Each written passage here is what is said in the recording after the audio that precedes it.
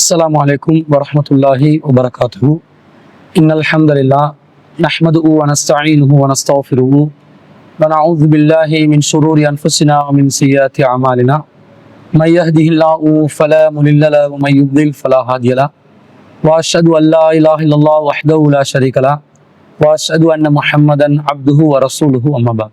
அன்பிற்குரிய சகோதரர்களே, ஒவ்வொரு புதன்கிழமை தோறும் சிலோன் தௌஹீத் ஜமாத் சார்பாக நடைபெறுகின்ற சிடிஜேயின் உங்கள் கேள்வி நேரம் நிகழ்ச்சியூடாக இந்த வாரமும் உங்களை சந்திப்பதிலே நாம் மகிழ்ச்சி அடைகிறோம்.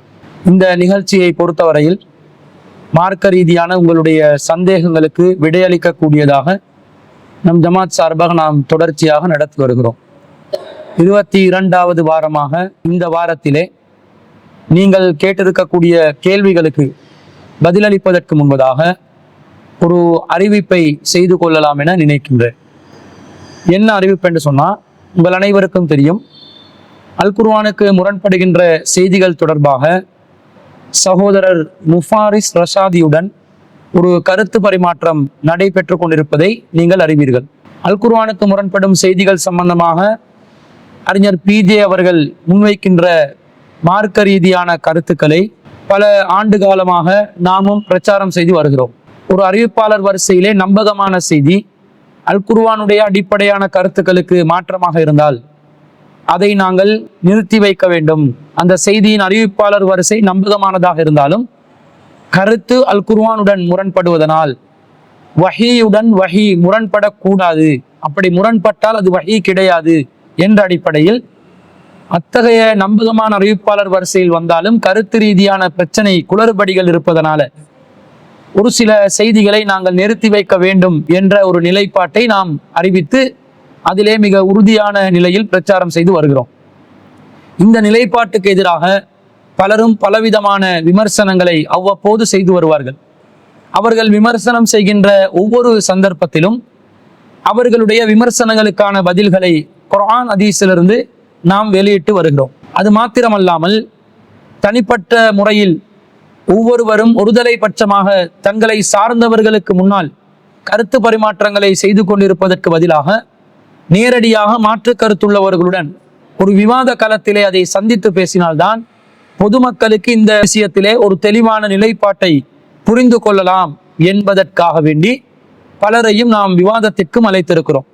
யாரும் அப்படி விவாத சவால்களை எதிர்கொண்டு விவாத சவால்களை ஏற்றுக்கொண்டு நம்முடன் விவாதத்திற்கு வருவதாக தெரிவதில்லை.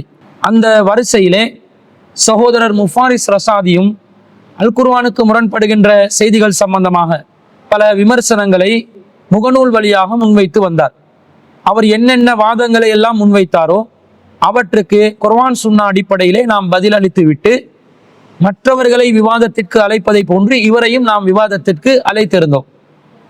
பல மாதங்கள் கடந்து மீண்டும் முகநூலிலே வந்து இதே தலைப்பை எடுத்துக்கொண்டு விவாத அழைப்பை ஏற்றுக்கொண்டு அதற்கு பதில் சொல்வாரா என்று பார்த்தால் அதற்கு மாற்றமாக சிலோன் தௌஹீத் ஜமாத்துடனோ அப்துல் ராசிக் ஆகிய என்னுடனோ விவாதத்திற்கு வர முடியாது என்று பல நொண்டி காரணங்களை சொல்லி விவாத அழைப்பை ஏற்காமல் மறுத்துவிட்டார்.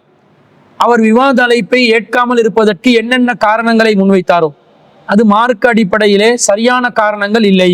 அவர் சொல்லக்கூடிய விதத்தில் மார்க்கம் இந்த காரணங்கள் இருந்தால்தான் ஒருவர் விவாதத்திற்கு இன்னொருவரை அழைக்கலாம் என்று இல்லாததனால விவாதம் செய்வதற்கு தகுதி அவசியமா என்ற ஒரு தலைப்பில் இந்த விஷயங்களை நாங்கள் வேண்டுமென்றால் விவாதம் செய்து கொள்வோம் என்று இன்னொரு இரண்டாவது ஒரு விவாத அழைப்பை அவருக்கு விட்டிருந்தோம். விவாதம் செய்வதற்கு ஒரு சில தகுதிகள் இருந்தால் மாத்திரம்தான் விவாதம் செய்யலாம் என்று முஃபாரிஸ் ரஷாதி சொன்ன அந்த விளக்கம் மார்க்கத்துக்கு முரணானது. எனவே அது மார்க்க ரீதியாக தவறான கருத்து என்பதை நேரடியாக அவருடன் உட்கார்ந்து விவாதம் செய்வதற்கு தயார் என்று ஒரு புதிய விவாத அழைப்பு சவாலாக விட்டிருந்தோம்.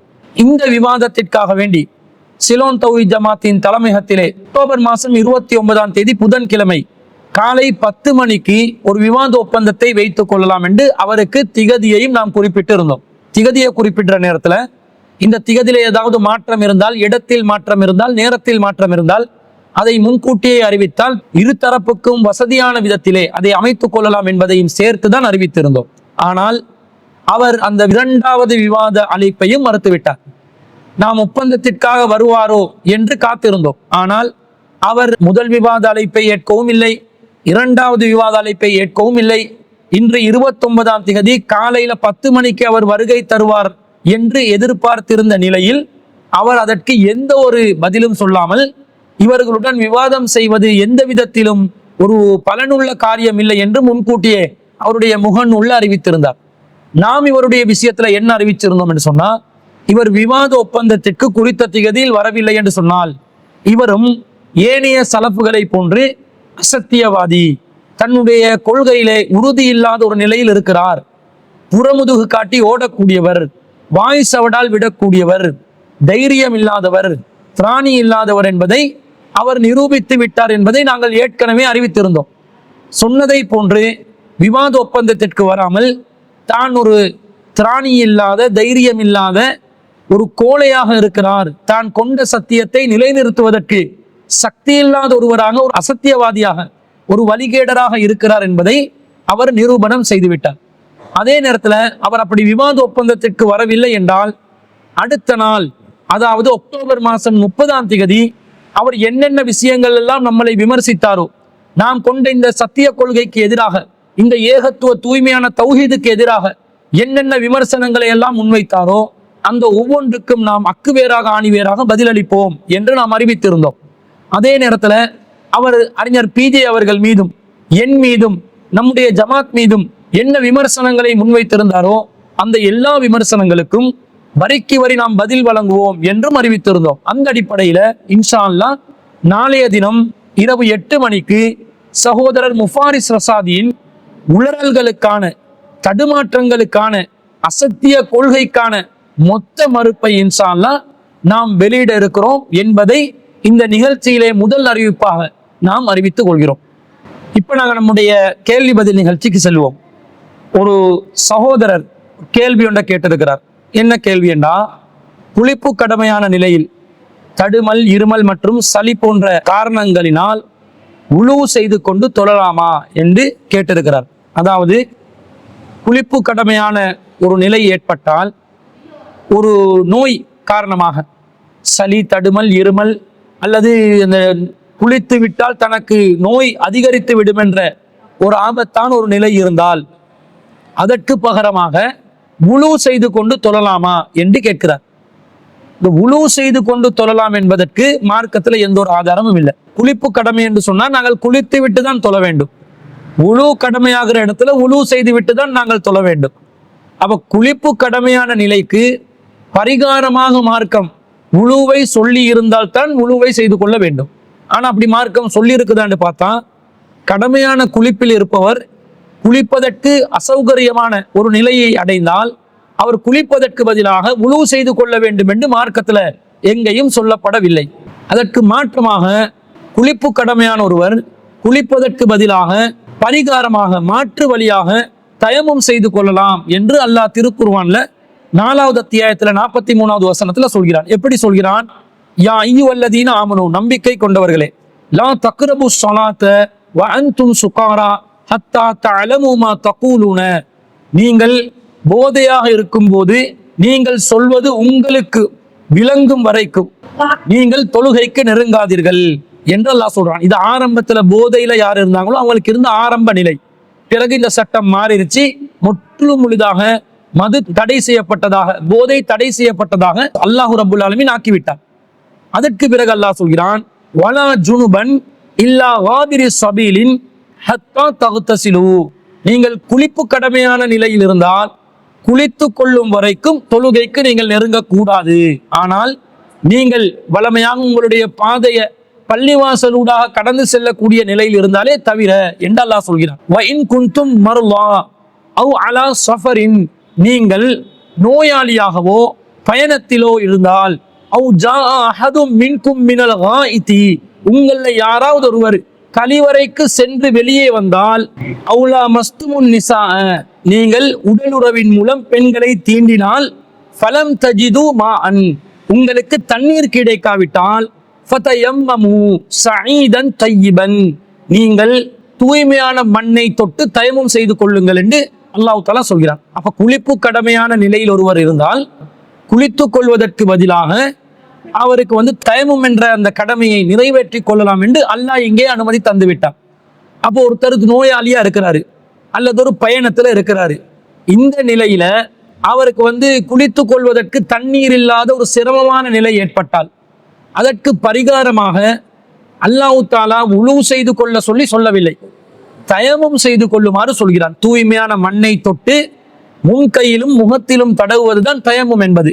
அப்ப இப்படி தயமும் செய்து கொள்ளுமாறு அல்லாஹ் சொல்வதனால தெளிவாக ஒருவர் நோயின் காரணமாக குளித்து கொண்டால் அந்த நோய் அதிகரித்து விடும் அல்லது அந்த நோய் தனக்கு தாக்கு பிடிக்க முடியாத நிலைக்கு பயங்கரமானதாக மாறிவிடும், இதன் மூலமாக தனக்கு மரணம் ஏற்படலாம் அல்லது நோய் கடுமையாகலாம் என்று ஒருவர் நினைத்தால் குளித்துக் கொள்வதற்கு பதிலாக தயமம் செய்து கொள்ளலாம் என்று அல்லாஹ் தெளிவாக நமக்கு அனுமதியை தந்திருக்கிறார். இதை நபி ஸல்லல்லாஹு அலைஹி வஸல்லம் அவர்களும் அனுமதித்து இருக்கிறார்கள். ஒரு முறை ரசூல் ஸல்லல்லாஹு அலைஹி வஸல்லம் வந்து தொழுகை நடத்துறாங்க.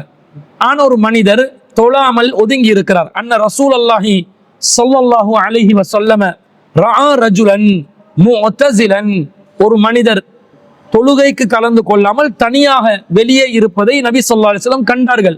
லம் யுஸல்லி ஃபில் கௌமி, அவர் சமூகத்தாருடன் சேர்ந்து தொழுகையில் கலந்து கொள்ளவில்லை. ரசூல் அவரிடம் கேட்கிறார்கள், யா ஃபுலான், ஏ மனிதரே, மா மனஅக அன் துஸல்லிய ஃபில் கௌமி, நீ இந்த கூட்டத்தோடு சேர்ந்து தொழாமல் இருப்பதற்கு உன்னை எது தடுத்தது என்று கேட்கிறார்கள். அந்த மனிதர் சொல்கிறார், யா ரசூல் அல்லாஹ், அல்லாஹ்வின் தூதரே, அஸாபத்தினி ஜனாபத்துன் வலா மா, நான் குளிப்பு கடமையான ஒருவராக மாறிவிட்டேன், என்னிடம் தண்ணீர் இல்லை, அதனால் தான் நான் தொழாமல் தனித்திருந்தேன் என்று சொல்கிறார். அப்ப ரசூலுல்லாஹ் சொல்றாங்க, கால அலைக பிஸ்ஸஈதி ஃபஇன்னஹு யக்ஃபீக, உனக்கு இந்த மண் இருக்கிறதே அது உனக்கு போதுமானதாக இருக்குமே, அதை தொட்டு தயமம் செய்து கொள்ளலாமே என்று சொல்லி நபி ஸல்லல்லாஹு அலைஹி வஸல்லம் அவர்கள் சொன்ன செய்தியை இம்ரான் இப்னு ஹுசைன் ரலியல்லாஹு அன்ஹு அவர்கள் அறிவிக்கிறார்கள். சஹீஹுல் புகாரியிலே 348வது செய்தியாக இது பதிவு செய்யப்பட்டிருக்கிறது. அப்ப தொழுகையில ஒருத்தர் கலந்து கொள்ளாம இருக்கிற அவருக்கு குளிப்பு கடமான தண்ணீர் இல்லை. தண்ணீர் இல்லாத நிலையில அவர் என்ன செய்கிறார், தொழாம இருந்தா சரியன்னு நினைக்கிறார். ஆனா ரசூல் என்ன சொல்றாங்க, இல்ல, நீங்க தண்ணீர் கிடைக்காவிட்டால் தூய்மையான மண்ணை தொட்டு கொண்டு தயமம் செய்து தொழுது கொள்ளுங்கள். குளிப்பு கடமைக்கு பரிகாரம் குளித்தல். ஆனா ரசூல் ஸல்லல்லாஹு அலைஹி வஸல்லம் குளிப்பதற்கு தடையாக ஏதாவது காரணம் வந்து விட்டால் அதற்கு பரிகாரமாக அதற்கு பகரமாக தயமம் செய்து கொள்ளலாம் என்பதை அனுமதித்திருப்பதை நாங்கள் பார்க்கிறோம். இதே போன்ற இன்னொரு செய்தி நபி ஸல்லல்லாஹு அலைஹி வஸல்லம் காலத்துல பிறகு உமர் ரலியல்லாஹு அன்ஹு அவர்களுடைய காலத்துல நடக்குது. இதை வந்து சஹீஹுல் புகாரியில 338வது செய்தியா பதிவு செய்யப்பட்டிருக்கிறது. ஜா ரஜுலுன் இலா உமர் இப்னுல் ஹத்தாப், உமர் இப்னு ஹத்தாப் ரலியல்லாஹு அன்ஹு அவர்களிடம் ஒரு மனிதர் வந்தார். ஃபகால, அவர் சொன்னார், இன்னி அஜ்னப்து ஃபலம் உஸிபில் மா, நான் குளிப்பு கடமையானவனாக இருக்கிறேன், எனக்கு தண்ணீர் இல்லை, நான் என்ன செய்ய வேண்டும் என்று கேட்ட நேரத்துல ஃபகால அம்மார் இப்னு யாசிரின் லி உமர் இப்னுல் ஹத்தாப், அம்மார் இப்னு யாசிர் ரலியல்லாஹு அன்ஹு அவர்கள் உமர் இப்னு ஹத்தாப் ரலியல்லாஹு அன்ஹுக்கு சொன்னாங்க, அமா தذ்குரு அன்னா குன்னா ஃபீ சஃபரின், உமர் அவர்களே, உங்களுக்கு நினைவில்லையா, நாங்கள் ஒரு பயணத்திலே இருந்தோம், அனவ அன்த, நானும் நீங்களும் இருந்தோம், ஃபஅம்மா அன்த ஃபலம் துஸல்லி, குளிப்பு கடமையான நிலை வந்துச்சு, ஆனா நீங்க என்ன செஞ்சீங்க, தொழாமல் இருந்தீர்கள். வ அம்மா அன ஃபதமஅத்து ஃபஸல்லைது, ஆனால் நானும் என்ன செய்தேன், மண்ணில் புரண்டு தொழுகையை நிறைவேற்றினேன். ஃபஸகர்து லின்னபி ஸல்லல்லாஹு அலைஹி வஸல்லம், இதை நான் ரசூல் ஸல்லல்லாஹு அலைஹி வஸல்லம் அவர்களிடம் நினைவுபடுத்தினேன், இதை சொன்னேன், இது பற்றி விசாரித்தேன். ஃபகால நபி ஸல்லல்லாஹு அலைஹி வஸல்லம், ரசூலுல்லாஹ் என்ன சொன்னாங்க தெரியுமா, இன்னமா கான யக்ஃபீக பிஹாதா, உங்களுக்கு இது செய்தால் போதும் தானே என்று சொல்லி ஃபவரபன் நபி ஸல்லல்லாஹு அலைஹி வஸல்லம் பிகஃபைஹில் அர்ல, இரண்டு முன் கைகளை மண்ணில் தட்டி வ நஃபஹ ஃபீஹிமா, அந்த ரெண்டு கைகளையும் ஊதிவிட்டு சும்ம மஸஹ பிஹிமா வஜ்ஹு வ கஃபைஹு, பிறகு தன்னுடைய முகத்திலும் தன்னுடைய முன் கைகளிலும் நபி ஸல்லல்லாஹு அலைஹி வஸல்லம் அவர்கள் அதை தடவி கொண்டார்கள், இது போதும் என்று சொன்னார்கள் என்பது உங்களுக்கு நினைவில் இல்லையா என்று கேட்ட செய்தியை நாங்க பார்க்கிறோம். அப்ப ரசூல் ஸல்லல்லாஹு அலைஹி வஸல்லம் எப்படி தயமம் செய்யணும் என்றதும் சொல்லி கொடுக்குறாங்க. குளிப்பு கடமையான நிலையில தண்ணீர் கிடைக்காத நிலை ஏற்பட்டால் நீங்கள் தயமம் செய்து கொள்ளலாம் என்று இந்த செய்தியிலிருந்து விளங்குது. தண்ணீர் கிடைக்காதது மட்டுமில்ல தயமமுக்குரிய காரணம். அல்லாஹ் ரப்புல் ஆலமீன் திருக்குர்ஆன்ல சொல்லும் போது ரெண்டு காரணத்தை சொல்றான். வ இன் குன்தும் மருலா, நீங்கள் நோயாளிகளாக இருந்தால், அவ் அலா சஃபரின், அல்லது பயணத்தில் இருந்தால். பயணத்தில் நாங்க இருக்கும்போது போற இடமெல்லாம் தண்ணீர் கிடைக்கக்கூடிய நிலை அந்த காலத்துல இருக்கல. இப்ப இந்த காலத்துல எங்கேயும் தண்ணீர் பெற்றுக்கொள்ளக்கூடிய சூழ்நிலை இருக்குது, தண்ணீரை வாங்க கூட முடியும். அந்த காலத்துல ஒரு பயணத்துல போனா பாலைவனத்துல எத்தனையோ மைல் தூரங்கள் சென்றால் தண்ணீர் எல்லாம் கிடைக்காத சூழ்நிலை, குடிக்கிறதுக்கே தண்ணி இல்லாத ஒரு சூழ்நிலை உருவாகலாம். அப்படி இருக்கும்போது குளிப்பதற்காக இருக்கிற தண்ணியை பயன்படுத்த மாட்டாங்க. அதனால தண்ணீர் இல்லாத நிலை பயணத்தில் ஏற்பட்டால், அல்லது அல்லாஹ் என்ன சொல்றான், வஇன் குந்தும் மர்வா, நீங்கள் நோயாளிகளாக இருந்தால், நோய் காரணமா குளிக்க முடியல, அதற்கு பகரமாக தயமம் செய்து கொள்ளலாம் என்று அல்லாஹ் சொன்னதின் அடிப்படையில தான் நாங்கள் என்ன சொல்கிறோம், பயணத்துல தண்ணீர் இல்லாவிட்டாலும் நீங்கள் தயமம் செய்து கொள்ளலாம். நோய் காரணமாக இருந்தாலும் குளிப்பு கடமையானதற்கு பகரமாக தயமம் செய்து கொள்ளலாம் என்பதை நாங்கள் விளங்கிக் கொள்கிறோம். இன்னும் சொல்ல போனால், ஒரு நபித்தோழர் என்ன பண்றாருன்னு சொன்னா, அவர் தொழுகையில இமாம் ஜமாத்தே நடத்துறாரு. குளிப்பு கடமையான நிலையில அவர் தயமம் செய்து விட்டு அவருடைய தோழர்களுக்கு இமாம் ஜமாத்ல இமாமத் செய்யக்கூடிய நிலையில் அவர் இருந்தார் என்ற செய்தியை நாங்க அபூதாவுதுல 334வது செய்தியா பார்க்கிறோம். எப்படி அந்த செய்தி வருதுன்னு சொன்னா, அம்ர் இப்னு ஆஸ் ரலியல்லாஹு அன்ஹு அவர்கள் அறிவிக்கிறார்கள். கால, அவர் சொல்கிறார், இஹ்தலம்து ஃபீ லைலத்தின் பாரிதத்தின் ஃபீ கஸ்வத்தி தாத்தி ஸலாசிலி, நான் தாத்து ஸலாசில் என்று சொல்லக்கூடிய போர்க்களத்திலே ஒரு குளிர் நிறைந்த இரவிலே குளிப்பு கடமையான நிலைக்கு ஆகிவிட்டேன். ஃபஅஸ்ஃபக்து இன்இக்தஸல்து அன் அஹ்லிக, நான் குளித்து விட்டால் அழிந்து விடுவேனோ என்று நான் பயப்பட்டேன். ஃபதயம்மம்து, எனவே நான் தயமம் செய்து விட்டேன். சும்ம ஸல்லைது பி அஸ்ஹாபி ஸலாத்த சுப்ஹி, பிறகு என்னுடைய தோழர்களுக்கு நான் சுபஹ் தொழுகையை தொழுவித்தேன். ஃபதுகிர ஸாலிக லின்னபி ஸல்லல்லாஹு அலைஹி வஸல்லம், பிறகு இந்த விஷயம், இந்த சமாச்சாரம் நபிகள் நாயகம் ஸல்லல்லாஹு அலைஹி வஸல்லம் அவர்களுக்கு எத்தி வைக்கப்பட்டது. அப்ப ரசூலுல்லாஹ் கேட்கிறாங்க, யா அம்ர் அவர்களே, ஸல்லைத பி அஸ்ஹாபிக வ அன்த ஜுனுபுன், நீங்கள் உங்களுடைய தோழர்களுக்கு நீங்கள் குளிப்பு கடமையான நிலையில் இருந்து தோழர்களுக்கு தொழுவித்தீர்களா என்று கேட்டார்கள். ஃபகுல்து, நான் சொன்னேன், யா ரசூலல்லாஹ், அல்லாஹ்வின் தூதரே, ஸக்கர்து கௌலல்லாஹி தஆலா, அல்லாஹ் தஆலா குர்ஆன்ல என்ன சொல்கிறான், வலா தக்துலு அன்ஃபுஸகும் இன்னல்லாஹ கான பிக்கும் ரஹீமா, உங்களை நீங்களே அழித்துக் கொள்ளாதீர்கள், அல்லாஹ் உங்கள் மீது கருணை உள்ளவனாக இருக்கிறான் என்று அல்லாஹ் சொல்கிறானா இல்லையா? அதனால ஃபதயம்மம்து, நான் தயமம் செய்தேன். ஃபவஹிக ரசூலுல்லாஹி ஸல்லல்லாஹு அலைஹி வஸல்லம் வலம் யகுல் ஷைஅன், இதை கேட்டு ரசூலுல்லாஹ் சிரித்தார்கள், ஆனால் எனக்கு எதையும் சொல்லவில்லை. அதாவது ரசூலுல்லாஹ் அங்கீகரித்தார்கள் என்று அம்ர் இப்னுல் ஆஸ் ரலியல்லாஹு அன்ஹு அவர்கள் சொல்கிறார்கள். இதிலிருந்து என்ன விளங்குது, குளிப்பு கடமையான நிலையில் ஒருவர் குளித்து கொண்டால் தனக்கு நோய் அதிகரித்து விடும் என்றால், அப்படி ஒரு அச்சம் ஏற்பட்டால், ஒரு சாதாரண இருமல் தும்மல் தடுமல் என்றது இல்லை, கடுமையான ஒரு நோயா இருந்து இந்த நோய் இன்னும் கூடிரும், அல்லது சளி வருத்தமாவே இருக்குது, சில பேர் தொடர்ச்சியாக பீனஸ் நோயால் பாதிக்கப்படுவார்கள், அவர்களுக்கு இந்த விடிய காலை நேரத்துல குளிப்பது என்பது அவர்களுடைய உடல்நிலைக்கு அது கேடு விளைவிப்பதாக அமையலாம்.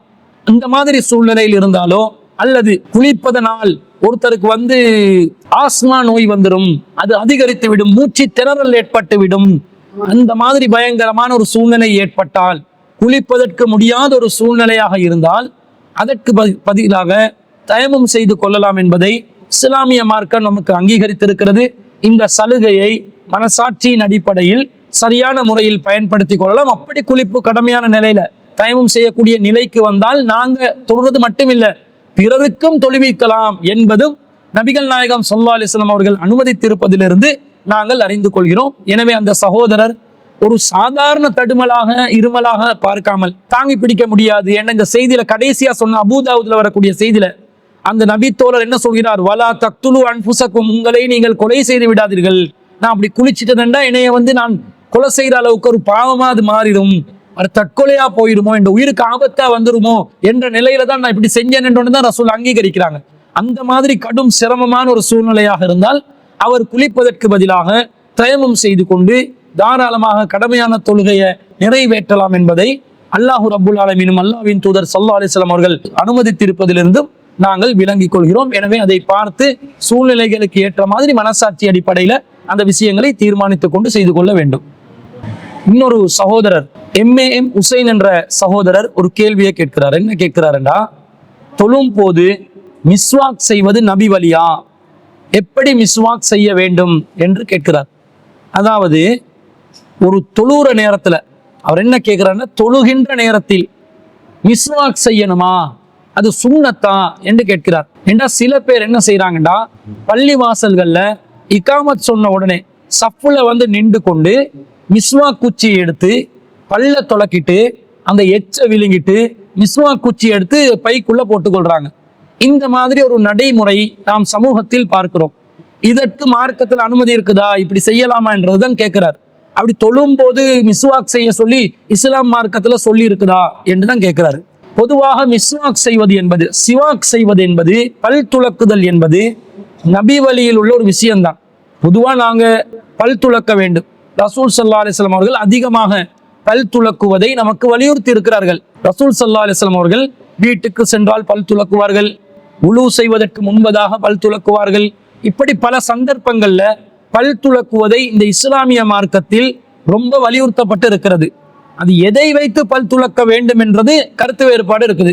சில பேர் ஒரு விதமான குச்சியை வச்சுதான் பல்ல துலக்கணும், பல் துலக்குவதற்காக ஒரு குறிப்பிட்ட மரத்துல குச்சியை பயன்படுத்தி துலக்கினால்தான் நபி வழியில் அமையும் என்று சொல்கிறார்கள். அப்படி ஒரு குச்சியை வச்சுதான் பயன்படுத்தணும் என்றது இல்லை. ரசூல் ஸல்லல்லாஹு அலைஹி வஸல்லம் அவர்களுடைய காலத்துல சமூகத்துல எது பல் துலக்குவதற்கு கருவியாக பயன்படுத்தினார்களோ அதை வைத்து அவர்கள் பல் துலக்கினார்கள். ஆனா நாங்க இப்பவும் அந்த காலத்துல இருக்கிற மாதிரி ஒரு குச்சியை வச்சுதான் அதை பல் துலக்கணும் என்றெல்லாம் அதன் மூலம் முடிவெடுக்க முடியாது.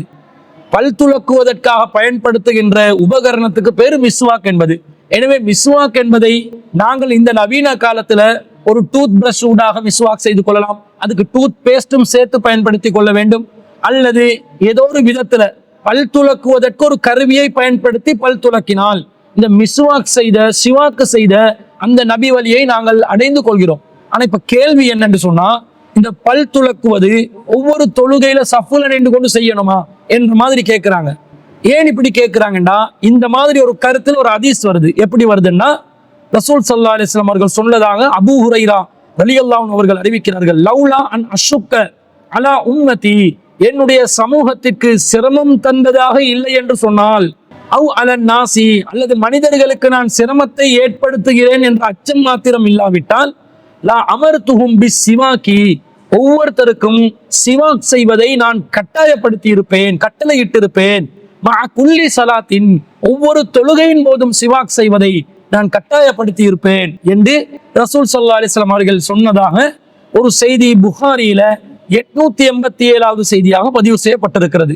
அப்ப இந்த செய்தியில என்ன வருது, என் சமூகத்திற்கு சிரமத்தை ஏற்படுத்துவது என்ற அச்சம் மட்டும் இல்லாவிட்டால் நான் மிஸ்வாக் செய்வதை ஒவ்வொரு தொழுகையிலும் கட்டளையிட்டு இருப்பேன் என்று ரசூலா சொல்றதை வச்சு நாங்க தொழுகையில சஃப்புல நின்று கொண்டு மிஸ்வாக் செய்ய வேண்டும் என்று சிலர் புரிந்து கொண்டு விட்டார்கள். அப்படி தொழுகையில சஃப்புல வந்து மிஸ்வாக் செய்யணும் என்றா, மிஸ்வாக் என்றது ஒரு ஃபார்மாலிட்டிக்கு செய்யறதா இல்ல. நல்ல பல்ல துலக்கினா பல்லுல இருக்கிற அழுக்குகளை அப்படியே வாயை கொப்பளிச்சு அதை வெளியே எடுக்கணுமா இல்லையா?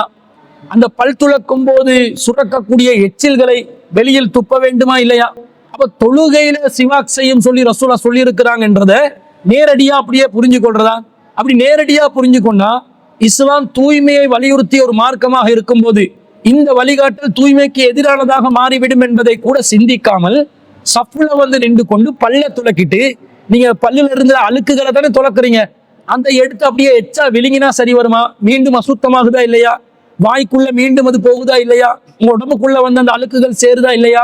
இப்படி மார்க்கம் சொல்லுமா, துஹூரு நிஸ்ஃபுல் ஈமான், தூய்மை என்பது ஈமான்ல ஒரு பகுதி என்னாங்க ரசூல் ஸல்லல்லாஹு அலைஹி வஸல்லம், ஈமான்ல பாதி என்னாங்க. அப்ப ஈமான்ல பாதியா இருக்கக்கூடிய தூய்மைக்கு எதிரான ஒரு வழிகாட்டலை நபி ஸல்லல்லாஹு அலைஹி வஸல்லம் அவர்கள் சொல்ல மாட்டார்கள். அப்ப தொழுகையில சஃப்புல நின்று மிஸ்வாக் செய்யணும் என்று இந்த செய்தியை புரிந்து கொள்ளக்கூடாது.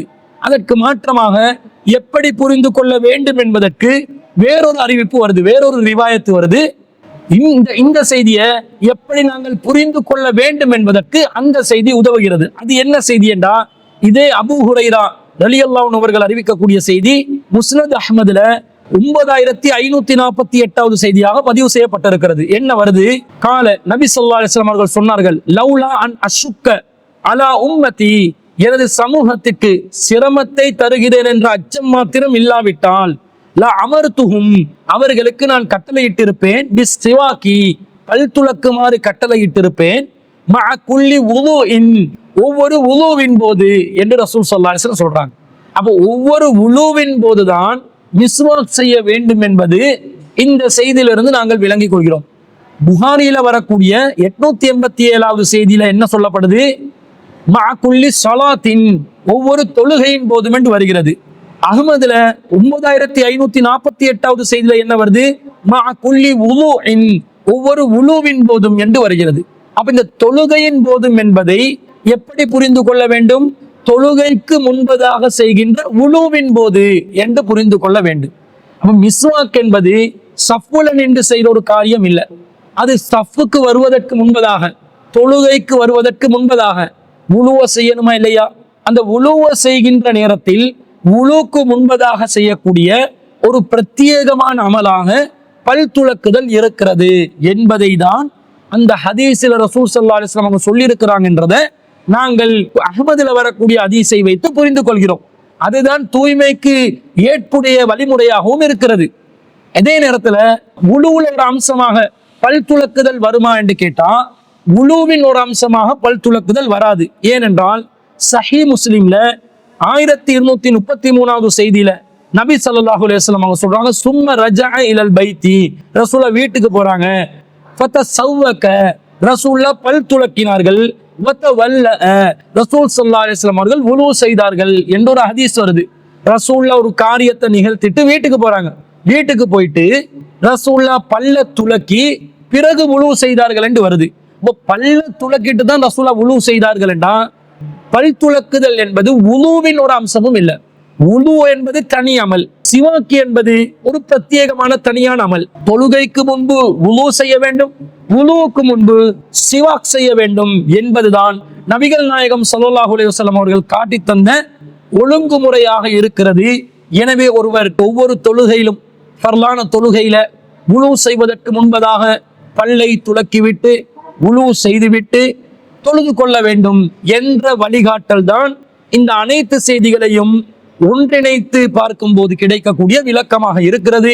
எனவே இது எல்லாத்தையும் விட்டுட்டு சஃப்ல வந்து நின்று கொண்டு மிஸ்வா குச்சியால பல்ல துலக்கி அந்த நஜீஸை திரும்ப வாய்க்குள்ள போட்டுக்கொண்டு அந்த பல் துலக்கிற குச்சியை கூட கழுவாம பைக்குள்ள போடுவது என்பது இஸ்லாமிய மார்க்கத்துல கற்றுத்தரப்பட்ட ஒழுக்க நெறிமுறைகளுக்கு எதிராக இருக்கிறது என்பதை நாம் புரிந்து கொள்ள வேண்டும். சகோதரர் ஆஷிக் அவர்கள் கத்தார்ல இருந்து ஒரு கேள்வி கேட்டிருக்கிறார். அவர் என்ன கேட்கிறாருன்னா, உள்ளூரில் சுருக்கி தொழலாமா, அதே நேரத்தில் பயணத்தில் எத்தனை நாட்கள் சுருக்கி தொழலாம் என்று 2 கேள்வி கேட்கிறாரு. அதுல முதலாவது கேள்வியாக உள்ளூரில் சுருக்கி தொழலாமா, அதாவது கஸ்ரு செஞ்சு தொழலாமா என்ற கேள்விக்கு நாங்கள் பதிலை பதிவு செய்து கொள்வோம். அதாவது கஸ்ரு என்று சொன்னால் 4 ரக்காத்துகளை கொண்ட தொழுகைகளை 2 ரக்காத்துகளாக சுருக்குவது தான் கஸ்ர் என்று சொல்லப்படுகிறது. இந்த கஸ்ர் என்பதை எப்ப செய்யணும், எப்படி செய்யணும் என்று மார்க்கத்துல ஒரு வழிகாட்டல் இருக்கிறது. மார்க்கம் எப்படி சொல்லுது? அல் குர்ஆன்ல 4வது அத்தியாயத்துல 101வது வசனத்துல அல்லாஹ் சொல்லும் போது, வஇதா வரப்தும் ஃபில் அர்தி, நீங்கள் பூமியிலே பயணம் மேற்கொண்டால், ஃபலைஸ அலைக்கும் ஜுனாஹுன், உங்கள் மீது குற்றம் இல்லை, அன் தக்சுரு மினஸ் ஸலாத்தி, தொழுகையை சுருக்கிக் கொள்வது உங்கள் மீது குற்றம் இல்லை என்று அல்லாஹ் சொல்கிறான். தொழுகையை சுருக்குவது எப்ப குற்றம் இல்லை என்று அல்லாஹ் சொல்கிறான்? நீங்கள் பயணத்தில் இருந்தால். அப்ப பயணம் செய்யும் போதுதான் தொழுகையை சுருக்கிக் கொள்வதற்கு மார்க்கம் அனுமதி தருகிறது. உள்ளூரே இருக்கும் போது சுருக்கி தொழுவதற்கு மார்க்கத்துல எந்த ஒரு அனுமதியும் இல்லை. இப்ப பயணம் என்று சொன்னால் தெளிவான செய்திகள் வருகிறது. ரசூல் ஸல்லல்லாஹு அலைஹி வஸல்லம் அவர்கள் 3 மைல்களோ அல்லது 3 பர்ஸகுகளோ பயணம் மேற்கொண்டால் நபி ஸல்லல்லாஹு அலைஹி வஸல்லம் அவர்கள் தொழுகையை சுருக்கி தொழுவார்கள் என்று வருது.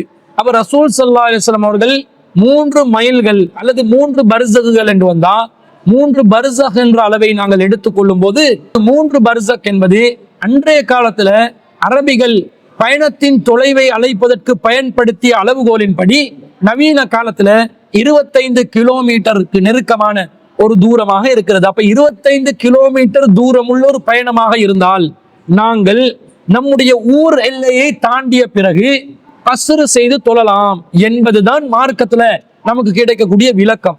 நாங்க இப்ப உள்ளூர் எல்லைக்குள்ள, நம்முடைய ஊர் எல்லை என்று எதை வச்சிருக்கிறோமோ அந்த ஊர் எல்லைக்குள்ள கஸ்ரு செய்வதற்கு எந்த ஒரு மார்க்க ஆதாரமும் இல்லை என்பதும், அதை செய்யக்கூடாது என்பதும், பயணத்தின் போதுதான் கஸ்ர் செய்ய வேண்டும் என்பதும், பயணம் என்பதற்கு 3 பர்சக் அதாவது 25 கிலோமீட்டருக்கு நெருக்கமான தூரம் என்பதை பயண முடிவாக இருக்கும் போது நம்முடைய உள்ளூர் எல்லையை தாண்டிய உடனேயே நாம் கஸ்ர் செய்து கொள்ளலாம் என்பதுதான் மார்க்கம் நமக்கு வழிகாட்டக்கூடியதாக இருக்கிறது. அதே நேரத்துல உள்ளூர்ல நமக்கு தரப்பட்டிருக்கக்கூடிய சலுகை என்று சொன்னா ஜம்உ என்று சொல்லக்கூடிய சேர்த்து தொழுகிற அந்த தொழுகைக்கு சலுகை தரப்பட்டிருக்கிறது. பயணத்தின் போதும் கஸ்ரு செய்யலாம், ஜம்உ செய்யலாம்.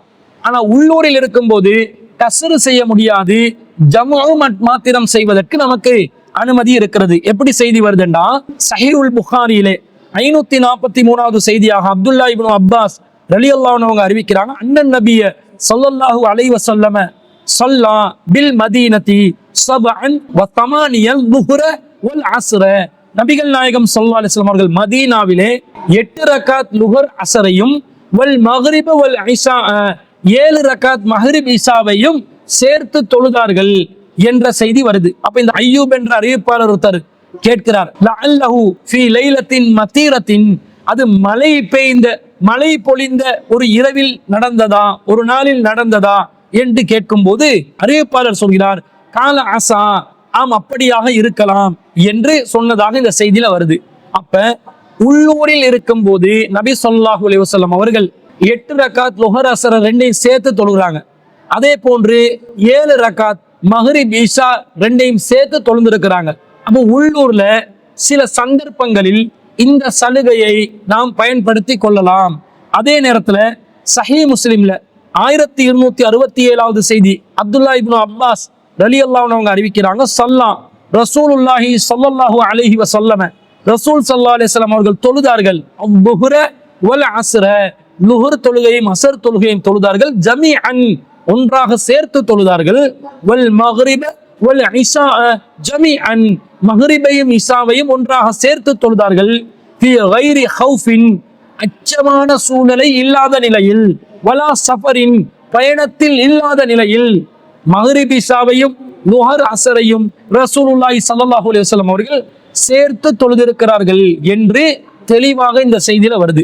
அப்ப ஆரம்ப புகாரில வந்த செய்தியில மழை பெய்ந்த இரவிலா ரசூல் அப்படி செஞ்சாங்க இருக்கலாம் என்று அறிவிப்பாளர் சொல்கிறார். ஆனா இந்த செய்தியில அச்சமான சூழ்நிலையும் இல்லை, அதே நேரத்துல ஒரு பயணமும் இல்லை.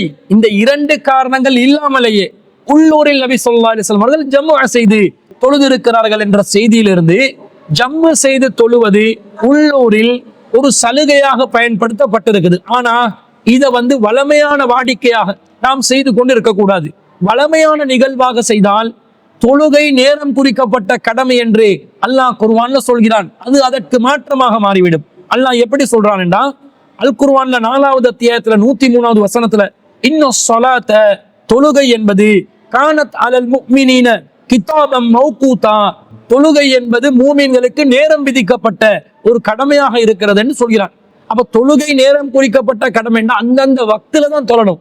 அந்தந்த வக்துல அந்த தொழுகை முறைக்கு தர்தீபுக்கு விதிவிலக்காக பயணத்துல நீங்க சுருக்கி தொழுங்க, சேர்த்து தொழுங்க என்று ரசூல் ஸல்லல்லாஹு அலைஹி வஸல்லம் அவர்கள் அனுமதிக்கிறான். அல்லாஹ் அனுமதிக்கிறான், ரசூல் ஸல்லல்லாஹு அலைஹி வஸல்லம் அவர்களும் அனுமதிக்கிறார்கள். இதுக்கு மாற்றமாக உள்ளூர்ல நீங்க இருக்கும்போது அந்தந்த அந்தந்த நேரத்துல தானே தொழணும், அதுதானே வளமையான அசலான வடிவம். அதுக்கு மாற்றமா உள்ளூர்லையும் ரசூல் ஸல்லல்லாஹு அலைஹி வஸல்லம் அவர்கள் சலுகையாக ஜம்மு் செய்வதற்கு அனுமதி தருகிறார்கள். இதையே நம்முடைய வாடிக்கையாக வைத்துக் கொண்டால், தினசரி நிகழ்வாக வைத்துக் கொண்டால், குர்ஆன் வசனம் சொல்லுது தொழுகை நீங்க நேரத்துக்கு உரிய கடமையா இருக்குது, போர்க்களத்துக்கு போனாலும் நேரத்துக்கு தொழுங்க, அதுதான் வழிகாட்டலா இருக்குதுன்னு சொல்லி அல்லாஹ் சொல்ற அந்த வழிமுறைக்கு மாற்றமாக வேறு வேறு வக்துகளை ஒரு வக்துல சேர்த்து தொழுற மாதிரி ஆகிடும் என்பதனால விதிவிலக்கை, ஒரு சலுகையை விதிவிலக்காக சலுகையாக பயன்படுத்தி கொள்ள வேண்டுமே தவிர, இப்போ ஒருத்தர் இருக்கிறார், கொழும்புல இருக்கிறார், அவர் பயணத்துக்கு போகல, அச்சமான சூழ்நிலை மேற்படல, மழையும் பெய்யல, இந்த மாதிரி நேரத்துல அவருக்கு ஏதோ ஒரு காரணத்தினால் 2 தொழுகைகளை சேர்த்து தொழ வேண்டிய ஒரு நிலை ஏற்படுகிறது. ஏதோ ஒரு வேலை பளு காரணமாக அல்லது அவருக்கு அந்த தொழுகையை நேரத்துக்கு தொழ முயற்சி செஞ்சும் தொழ முடியாதவாறு அவர் தடுக்கப்பட்டிருக்கலாம். இப்படி ஏதாவது ஒரு சூழ்நிலை ஏற்படும் பொழுது சலுகையாக பயன்படுத்தி கொண்டு, விதிவிலக்காக பயன்படுத்தி கொண்டு அரிதான நிலையில் இந்த சந்தர்ப்பத்தை, இந்த சலுகையை அவர் பயன்படுத்தி கொண்டால் அவர் மீது குற்றம் வராது. எந்த நேரமும் ஜம்மு செஞ்சு தொழுவது என்பது மார்க்கத்துக்கு எதிரான கருத்து. உள்ளூரில் சலுகையாக இருப்பதனால அதை விதிவிலக்காக அரிதான முறையில் தேவை ஏற்படும் போது மாத்திரம் இந்த சலுகையை பயன்படுத்தி கொண்டால் தொழுகை நேரத்துக்கு தொழணும் என்ற அந்த கட்டளையை மீறாத நிலையில் தொழுதவராகவும் ஆகுவார் என்பதை நாம் புரிந்து கொள்ள வேண்டும். எனவே பயணத்துல தான் கஸ்ரு, உள்ளூர்ல கஸ்ரு கிடையாது. உள்ளூர்ல ஜம்மு செய்யற சலுகை இருக்குது. அதையும் ஒரு தேவைக்கு அரிதான நிலையில் பயன்படுத்தி கொள்ள வேண்டும் என்பதுதான் அந்த சகோதரர் கேட்ட கேள்விக்கு நாம் பதிலாக பதிவு செய்து கொள்கிறோம். சகோதரர் ஆசிக் அவர்களே, அடுத்த பகுதியா என்ன கேட்கிறாரண்டா, பயணத்தில் எத்தனை நாட்கள் வரை நாங்கள் சுருக்கி தொழலாம்? ஏன்னா வெளிநாட்டில் இருக்கிறவங்க தாய் நாட்டை விட்டு போயிருப்பாங்க, 2-3 வருஷம் அங்க இருப்பாங்க. அப்போ அவங்க பயணியாகத்தான் கருதப்படுவார்கள். அந்த பயணியாக இருக்கிற நேரம் எல்லாம் கஸ்ரு செய்து தொழுவதா, அல்லது நாங்க இயற்கையான முறையில அசலான முறையில் உள்ள அந்த தொழுகையுடைய எண்ணிக்கைகளை தொழுவதா என்ற சந்தேகம் பலருக்கும் எழலாம். ஆனா மார்க்கத்துடைய அடிப்படை என்னன்னா, பயணத்தில் இருப்பவர் கஸ்ரு செய்து தொழலாம் என்று அல்லாஹ் குர்ஆன்ல சொல்லிட்டார். 4வது அத்தியாயத்துல 101வது வசனத்துல, வைதா லரபுத்தும் ஃபில் அர்லி, நீங்கள் பூமியிலே பயணம் மேற்கொண்டால் ஃபலைஸ அலைக்கும் ஜுனாஹுன், உங்கள் மீது குற்றம் இல்லை, அன் தக்ஸுரு மினஸ் ஸலாத்தி, தொழுகையை சுருக்கிக் கொள்வது உங்கள் மீது குற்றம் இல்லை என்று அல்லாஹ் சொல்லிவிட்டார். எனவே பயணத்தில் இருப்பவர் தொழுகையை சுருக்கிக் கொள்ளலாம் என்று அல்லாஹ் சொன்ன பிறகு நாட்களில் வரையறை செய்வதாக இருந்தால் அந்த வரையறை என்பதை அல்லாஹ்வும் அல்லாஹ்வுடைய தூதரும் நியமித்திருக்க வேண்டும். அப்படி ஏதாவது வரையறைகள் வந்திருக்குதான்னு கேட்டா மார்க்கத்தில் அப்படி எந்த வரையறையும் வரல. இத்தனை நாட்கள் பயணம் செய்தால், இத்தனை நாட்கள் நீங்கள் வெளியூரில் தங்கினால் தொழுகையை சுருக்கிக் கொள்ளலாம், அதற்கு பிறகு நீங்கள் தொழுகையை சுருக்கிக் கொள்வதற்கு தடை இருக்கிறது என்று அல்லாஹ் குர்ஆனிலும் சொல்லவில்லை. நபிகள் நாயகம் ஸல்லல்லாஹு அலைஹி வஸல்லம் அவர்கள் ஹதீஸ்லயும் சொல்லல. அப்ப நாங்க இதை எப்படி புரிஞ்சு கொள்ளணும்? பயணத்துல இருந்தா கஸ்ர் செய்யலாம் என்றுதான் புரிந்து கொள்ள வேண்டும். ஆனா ஒரு சில பேர் என்ன செய்வாங்கன்னா, ஒரு ஹதீஸை காட்டி 19 நாட்கள் மட்டும்தான் நாங்கள் கஸ்ர் செய்து கொள்ளலாம், பயணத்தில் இருந்தாலும் நாங்க வெளியூருக்கு சென்றிருந்தாலும் 19 நாட்கள் மட்டும்தான் என்ன செய்யலாம், கஸ்ர் செய்யலாம், அதை தாண்டி நாங்க சாதாரணமா தான் தொழணும், முழு தொழுகையை தொழணும், இயற்கையான அந்த தொழுகையோட எண்ணிக்கையை தொழணும் என்பதற்கு சஹீஹுல் புகாரியில 1080வது ஹதீஸை ஆதாரமா காட்டுவாங்க. அந்த ஹதீஸ்ல என்ன வருது? அகாமன் நபியு ஸல்லல்லாஹு அலைஹி வஸல்லம் 19 யக்ஸுரு, நபிகள் நாயகம் ஸல்லல்லாஹு அலைஹி வஸல்லம் அவர்கள் மக்காவிலே 19 நாட்கள் தொழுதார்கள், கஸ்ர் செய்து தொழுதார்கள் என்று ஒரு செய்தி வருது. அப்ப இந்த செய்தியை வச்சு 19 நாள் மக்கால ரசூலா இருந்தாங்க, 19 நாள் தான் கஸ்ர் செஞ்சாங்க. அந்த செய்தியில் அடுத்த பகுதியில வருது, ஃபனஹ்னு, அப்துல்லா இப்னு அப்பாஸ் ரலியல்லாஹு அன்ஹு சொல்றாங்க, ஃபனஹ்னு, நாங்கள், இதா சாஃபர்னா, பயணத்தில் இருந்தால், 19 கஸர்னா, 19 நாள் தான் சுருக்கி தொழுவோம், வஇன் ஸித்னா அத்மம்னா, நாங்கள் அதற்கு அதிகமாக இருந்தால் முழுமைப்படுத்திக் கொள்வோம் என்று அப்துல்லா இப்னு அப்பாஸ் ரலியல்லாஹு அன்ஹு சொல்றாங்க. இதை வச்சு 19 நாள் தானே ரசூலா மக்கால தங்கினாங்க, அப்ப 19 நாள் தானே சுருக்கினாங்க, நாங்க 19 நாளை தாண்டினா நாங்க முழுமையான தொழுகையை தான் தொழுவோம், அப்துல்லா இப்னு அப்பாஸ் ரலியல்லாஹு அன்ஹு அப்படிதான் சொல்றாங்க என்று சொல்லி இதை ஆதாரமா காட்டி 19 நாட்கள் தான் சுருக்கி தொழலாம், 20வது நாள் நீங்க வளமையான தொழுகையை தொழுது கொள்ளணும் என்று சொல்வார்கள். இந்த கருத்து ஏற்புடைய ஒரு கருத்து இல்லை. இந்த ஹதீஸ் சஹீஹான ஹதீஸ், ஆனா இதை புரிந்து கொண்ட விதத்தில் தவறு இருக்கிறது. இந்த ஹதீஸ்ல ரசூலுல்லாஹ் சம்பந்தப்பட்ட இடம் எது?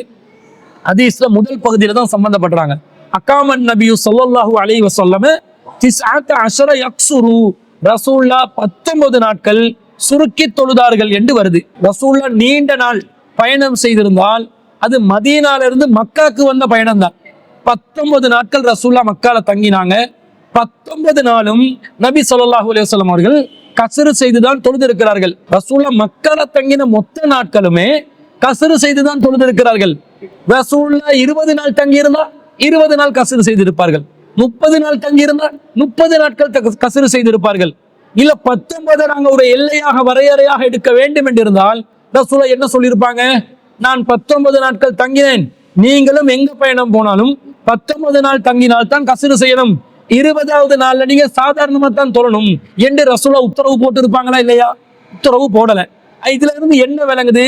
ரசூலுல்லாஹ் மக்கால மொத்தமா தங்கின நாட்கள் எத்தனையோ அத்தனை நாட்களிலும் கஸ்ரு செய்திருக்கிறார்கள்.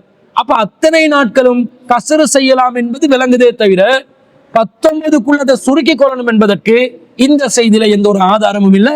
அப்படி ரசூல்லா சொன்னதாக எந்த ஒரு வார்த்தையும் இல்லை. ரசூல்லா பயணத்துல மொத்தமா தங்கின நாட்களில் ரசூல்லா கஸ்ரு செய்திருக்கிறார்கள் என்பதுதான் விளங்குது. இதே நேரத்துல அடுத்த பகுதியில என்ன வருது? அப்துல்லா இப்னு அப்பாஸ் ரலியல்லாஹு அன்ஹு சொல்றாங்க, நாங்க ஒரு பயணம் போனா 19 நாட்கள் கஸ்ரு செய்வோம், அதற்கு அதிகமாக நாங்கள் தங்கினால் முழுமையா தொழுவோம் என்றாங்க. இதுல ரசூல் ஸல்லல்லாஹு அலைஹி வஸல்லம் அவர் தொடர்பு படுத்தி சொல்கிறாரா? இல்ல. அல்லாஹ்வின் தூதர் ஸல்லல்லாஹு அலைஹி வஸல்லம் அவர்கள் அப்படித்தான் நமக்கு வழிகாட்டினாங்க என்ற மாதிரி வார்த்தை ஏதாவது இருக்குதா? இல்ல. நபி தோழருடைய ஒரு செயலாக ஒரு கூற்றாக சொல்கிறார், நாங்க 19 நாள் தான் கஸ்ரு செய்வோம், அதுக்கு அதிகமா இருந்தா கஸ்ரு செய்ய மாட்டோம் என்கிறார். அப்படி ரசூலுல்லாஹ் சொல்லலையே. இது அப்துல்லா இப்னு அப்பாஸ் ரலியல்லாஹு அன்ஹு அவர்களுடைய ஒரு சொந்த கூற்றாக, ஒரு சொந்த கருத்தாக விளங்குகிறதே தவிர அல்லாஹ்வின் தூதருடன் சம்பந்தப்படுத்தி இதை சொல்லி இருந்தால் தான் இது மார்க்கத்தின் நிலைப்பாடாக நாங்கள் எடுத்துக்கொள்ள வேண்டும். அல்லாஹ்வின் தூதர் சம்பந்தப்பட்ட இடத்துல எப்படி வருது? அல்லாஹ்வின் தூதர் எத்தனை நாள் பயணம் செஞ்சாங்களோ அத்தனை நாளையும் கஸ்ரு செஞ்சிருக்கிறாங்க. மக்கால 19 நாள் தங்கினாங்க, 19 நாளும் கஸ்ரு செஞ்சாங்க.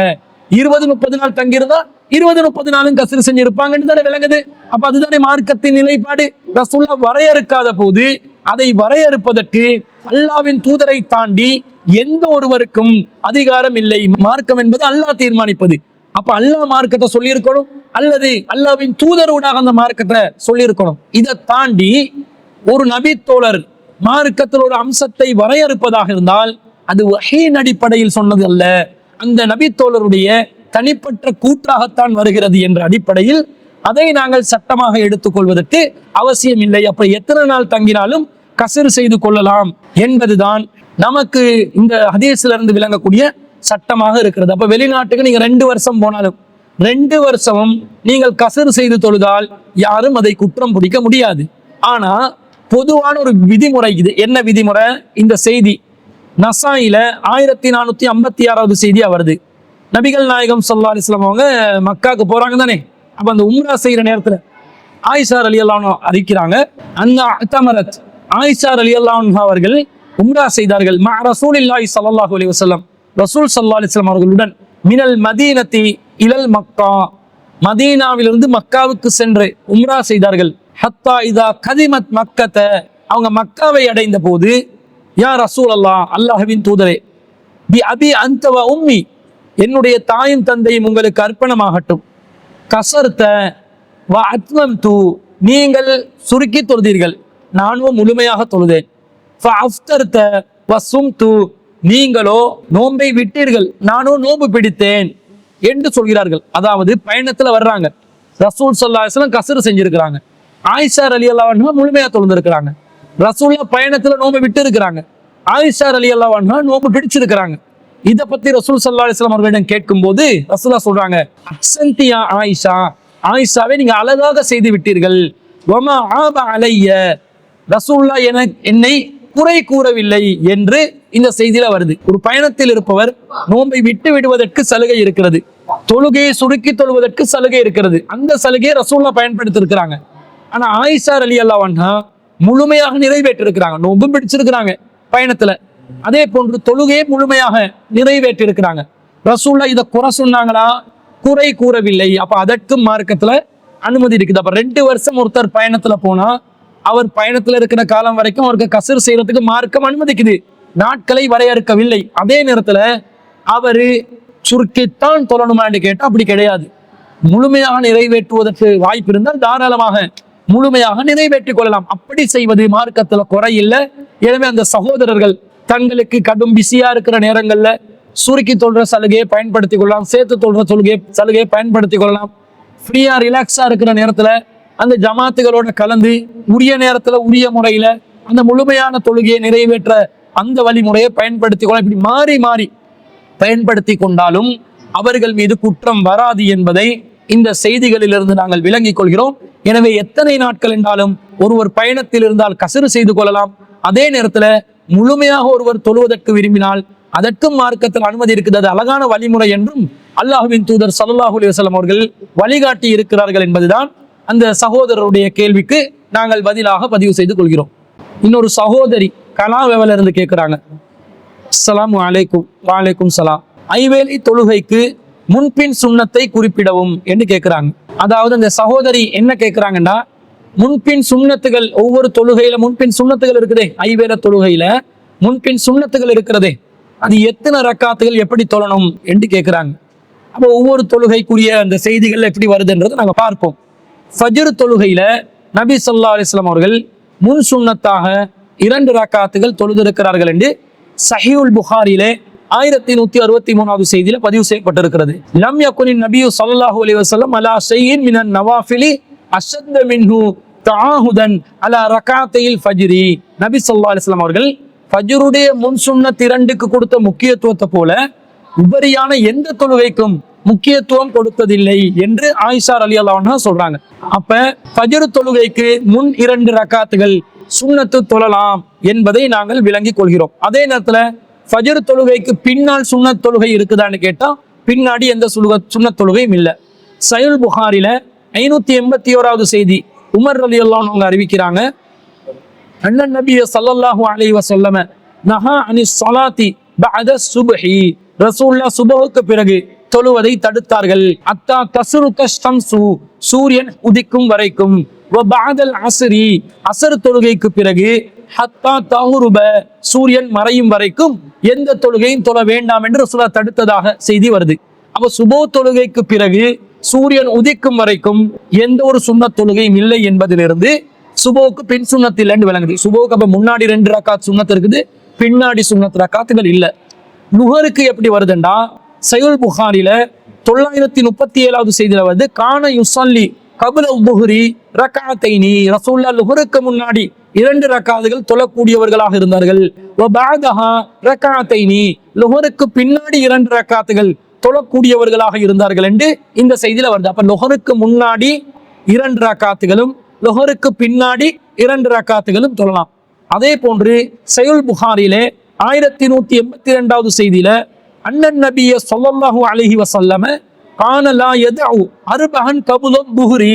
ரசூலுல்லாஹ் லுஹருக்கு முன்பதாக 4 ரக்காத்துகளை ஒருபோதும் விட்டதில்லை. வ ரக்அத்தைனி கப்லல் கதாத்தி, சுபவுக்கு முன்பதாக 2 ரக்காத்துகளையும் விட்டதில்லை என்ற ஒரு செய்தி வருது. அப்ப லுஹருக்கு முன்னாடி 4 ரக்காத்துகள் கூட சுன்னத் தொழுகைகள் தொழலாம் என்பது இந்த செய்தியிலிருந்து விளங்குது. அதாவது லுஹருக்கு முன்னாடி 2 ரக்காத் சுன்னத் தொழலாம் அல்லது 4 ரக்காத் சுன்னத் தொழலாம். லுஹருக்கு பின்னாடி 2 ரக்காத்துகள் சுன்னத் தொழுது கொள்ளலாம் என்று இந்த செய்திகள்ல இருந்து விளங்குது. அசருடைய சுன்னத்தை பொறுத்தளவுல நபி ஸல்லல்லாஹு அலைஹி வஸல்லம் அவர்கள் அசருக்கு முன்னாடி 4 ரக்காத்துகள் சுன்னத் தொழுது இருக்கிறாங்க என்று வருது. திருமிதியில 394வது செய்தியில வருது, கானன் நபி ஸல்லல்லாஹு அலைஹி வஸல்லம் யுஸல்லி.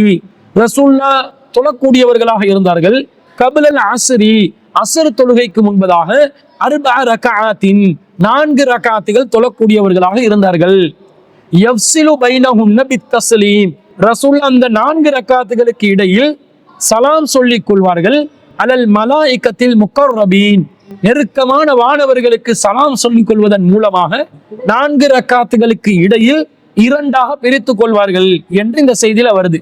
அப்ப 4 ரக்காத் அஸ்ருக்கு முன்பதாக தொழலாம், அதை 2 தொழலாம் என்று இந்த செய்தியிலிருந்து நாங்கள் விளங்கிக் கொள்றோம். அப்ப அஸ்ருக்கு முன் சுன்னத் 4 ரக்காத்துகள்.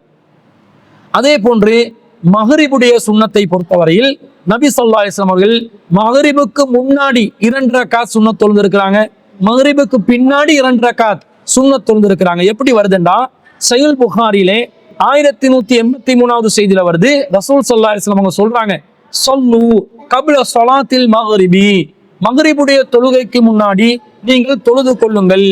கால ஃபி ஸாலிஸதி, 3வது முறை ரசூலுல்லாஹ் இத பத்தி சொல்லும்போது, லிமன் ஷாஅ கராயத ஐயத்தஹிதஹ அன்னாசு சுன்னதன், மக்கள் இதை சுன்னத்தாக நினைத்து விடுவார்கள் என்று பயந்து ரசூலுல்லாஹ் 3வது முறை விரும்பினால் தொழுது கொள்ளுங்கள் என்று சொன்னார்கள் என்று இந்த ஹதீஸ்ல வருது.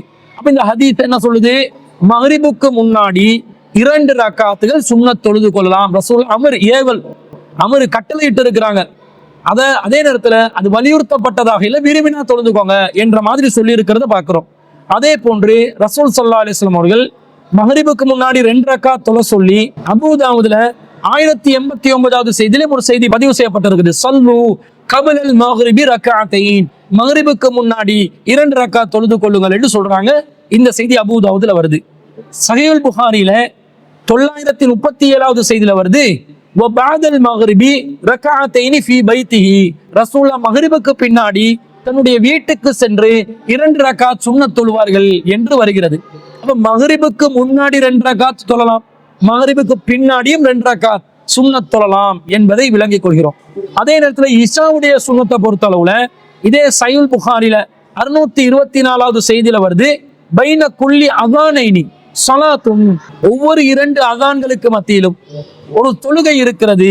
ஸலாத்தன் லிமன் ஸாஅ, ஆனா 3வது முறை இதை பத்தி சொல்லும் போது விரும்பினவங்க தொழுதுக்கோங்க என்று ரசூலுல்லாஹ் சொன்னதா வருது.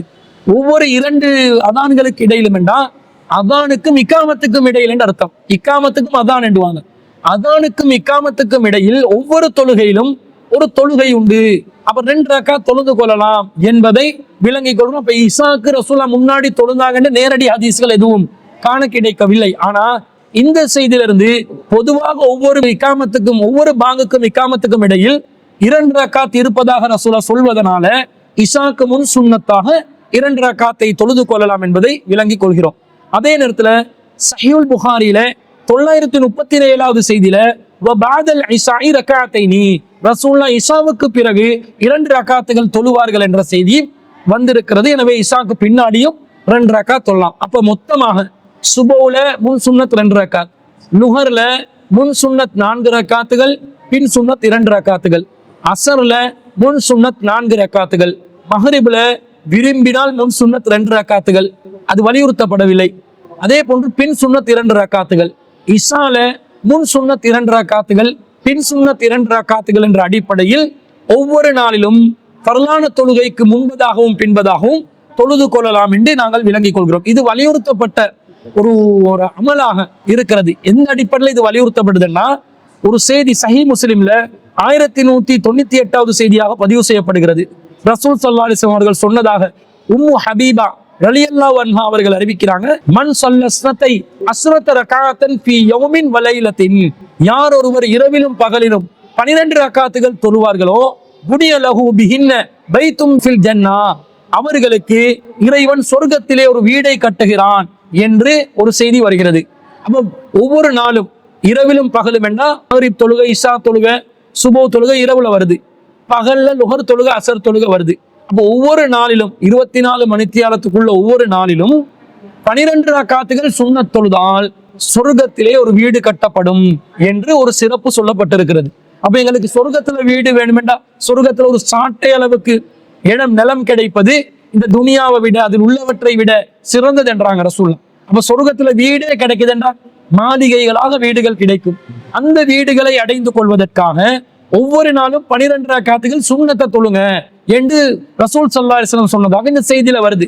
அந்த 12 ரக்காத் என்ன என்பதை நாங்கள் விளங்கி கொண்டால் இந்த செய்தியை நாங்கள் சரியான முறையில் கடைபிடித்து அந்த சொர்க்கத்தின் வீடை அடைந்து கொள்ளலாம் என்பதை நாங்கள் விளங்கிக் கொள்ளலாம். எப்படி வருதுன்னு சொன்னா, அதாவது இந்த 12 ரக்காத் எது எது என்பதை பற்றி குறிப்பிடுகின்ற செய்திகள் நிறைய வருது. ஆனா அந்த எல்லா செய்திகளும் பலவீனமான நிலையில் இருப்பதனால அந்த செய்திகளை வைத்து 12 ரக்காத் எதுன்றது முடிவெடுக்கலாம். ஆனா ரசூலுல்லாஹ் பொதுவாக ஒவ்வொரு நாளிலும் 12 ரக்காத் சுன்னத் தொழுது வந்திருக்கிறாங்க. அது என்னன்றதை நாங்க விளங்கி கொண்டோம்டா, ரசூலுல்லாஹ் அந்த சொர்க்கத்துல வீடு கட்டப்பட்ட அந்த 12 தான் கண்டிப்பா தொழுது இருப்பாங்க என்ற அடிப்படையில் நாங்களும் இந்த தொழுகைகளை தொழுது கொள்ளலாம். அந்த தொழுகை சம்பந்தமாக 12 ரக்காத் சம்பந்தமாக எப்படி வருது என்று சொன்னா, சஹீஹ் முஸ்லிம்ல 1323வது செய்தியாக பதிவு செய்யப்பட்ட ஒரு ஹதீஸ்ல வருது, சஅல்து ஆயிஷத அன் ஸலாத்தி ரசூலில்லாஹி ஸல்லல்லாஹு அலைஹி வஸல்லம் அன் தத்தவுஹி, ஆயிஷா ரலியல்லாஹு அன்ஹா அவர்களிடம் ரசூலுல்லாஹ் உபரியாக தொழுகின்ற தொழுகைகளை பற்றி நான் விசாரித்தேன். ஃபகாலத், ஆயிஷா ரலியல்லாஹு அன்ஹா சொன்னாங்க, கான யுஸல்லி ஃபீ பைத்தி, ரசூலுல்லாஹ் வீட்ல தொழுவாங்க, கபுலல் துஹரி, லுஹருக்கு முன்பதாக, அர்பஅன் 4 ரக்காத் தொழுவார்கள். இப்ப குறிச்சுக்கோங்க, 12 ரக்காத்துல எது எது வருதுன்றது நோட் பண்ணிக்கோங்க. லுஹருக்கு முன்பதாக 4 ரக்காத் தொழுவார்கள். சும்ம யஹ்ருஜு, பிறகு வெளியேறுவார்கள், பள்ளி வாசலுக்கு போவாங்க. ஃபயுஸல்லி பின்னாசி, மக்களுக்கு தொழுவிப்பார்கள். சும்ம யதுஹுலு, பிறகு வீட்டுக்கு வருவாங்க. ஃபயுஸல்லி ரக்அத்தைனி, 2 ரக்காத்துகள் தொழுவார்கள். அப்ப லுஹருக்கு பின்னாடி 2 ரக்காத் தொழுந்திருக்கிறாங்க. லுஹருக்கு முன்னாடி 4, பின்னாடி 2. வகான யுஸல்லி பின்னாசில் மக்ரிப, ரசூலுல்லாஹ் மக்களுக்கு மக்ரிப் தொழுகையை தொழுவிப்பார்கள். சும்ம யதுகுலு, பிறகு வீட்டுக்கு நுழைவார்கள். ஃபயுஸல்லி ரக்அத்தைனி, 2 ரக்காத் சுன்னத் தொழுவார்கள்.